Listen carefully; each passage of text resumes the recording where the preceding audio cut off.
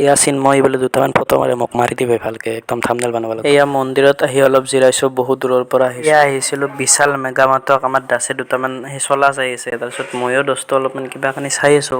দাম অলপ কিছু বেছি আছে, ক'ৰবাত একদম ইয়াতে ফিক্স ৰেট না। চিন্ময় ইয়ালৈ অহাৰ কথা কৈ আছিল। ফাৰ্ষ্টতে তোমাক সিহঁত লৈ মন্দিৰলৈ লৈ যাম, তাৰপিছত ইয়ালৈ আনিম বিশাল মাৰ্কেটলৈ। ই দস্ত এটা লংপেণ্ট চাই আছে, লংপেণ্টটো বা ইয়াৰ পচন্দ হৈছে না নাই দস্ত। এটি লংপেণ্ট দস্ত তোমাৰ 900 টকা এটি লংপেণ্টত।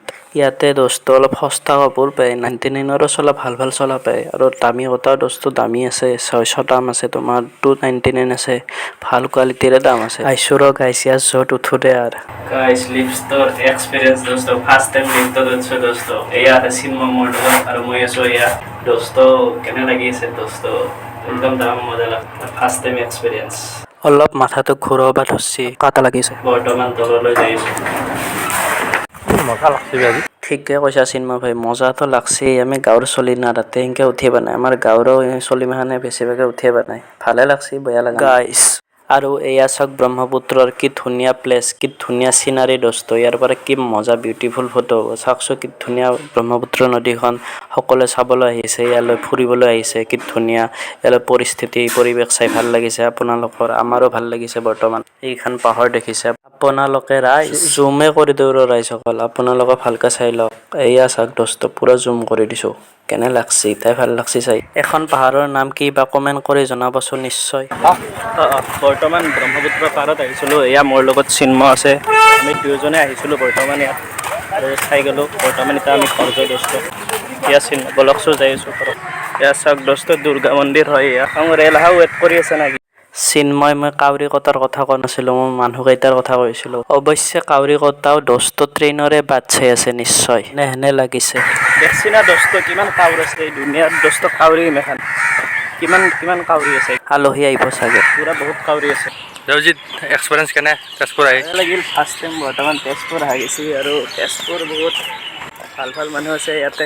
এই মুখখান ইমান ওচৰত ডাঙৰ ডাঙৰ দেখা পাইছো। বেছি জুম হৈ আছে। এইটো চল ব্যৱহাৰ নকৰোঁতে কি কৈছে দাস, মই বিৰিয়ানী খাই নাই বোলে। বিৰিয়ানী খাই নাই গাইছে। আপোনালোকে পাইছে না নাপানে কমেণ্টত জনাবচোন একবাৰ।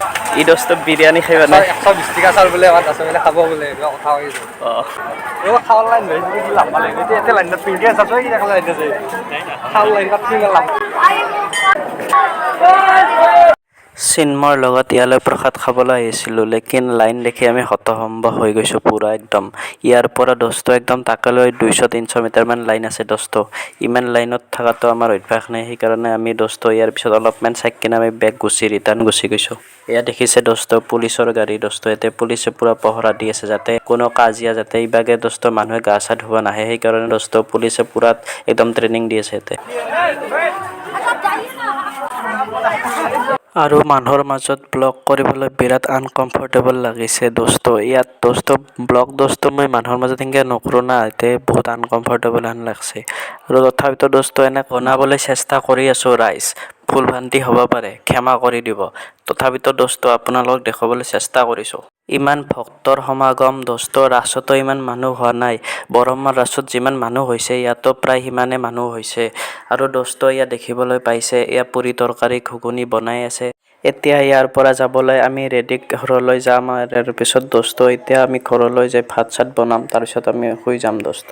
এতিয়া আমি যাই আছিলোঁ বলেভমলৈ। ইয়াৰে পৰৱৰ্তী ভিডিঅ'সমূহ পাবলৈ চেনেলটো ছাবস্ক্ৰাইব কৰি ৰাখক, যাতে আপোনালোকে এটা ভিডিঅ' যাতে মিছ নকৰে। তেতিয়ালৈকে এতিয়া মই এৰিছোঁ। জয় অসম, বন্দে মাতৰম।